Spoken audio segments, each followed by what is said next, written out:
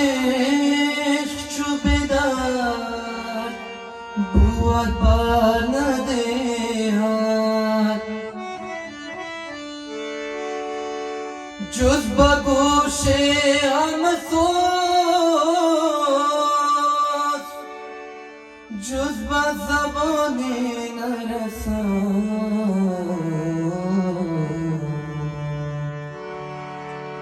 حس چو بیدار بود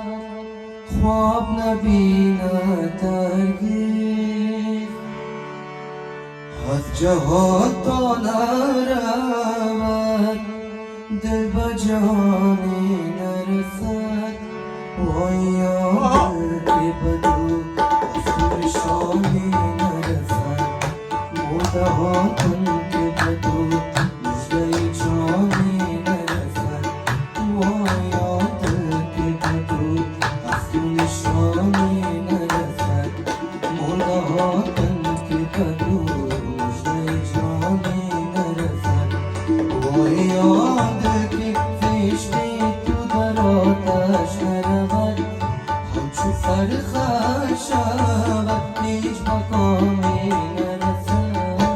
وایا دل که بدو از تو نشانی نرسد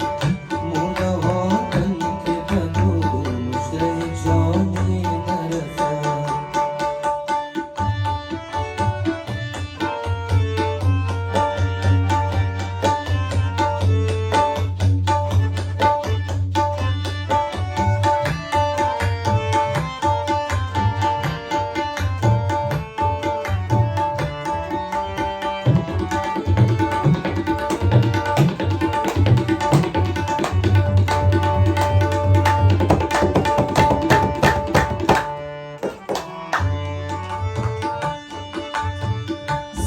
سخنش چو به درد بود بر ندهد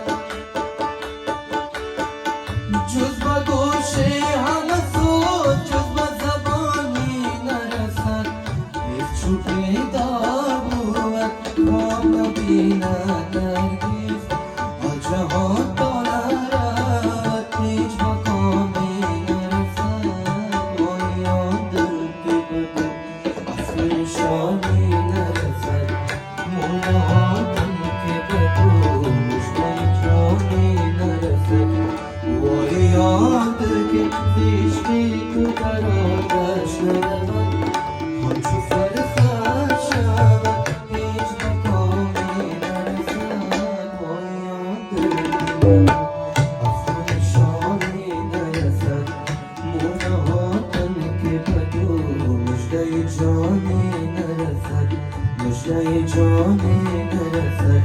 مژده جانی نرسد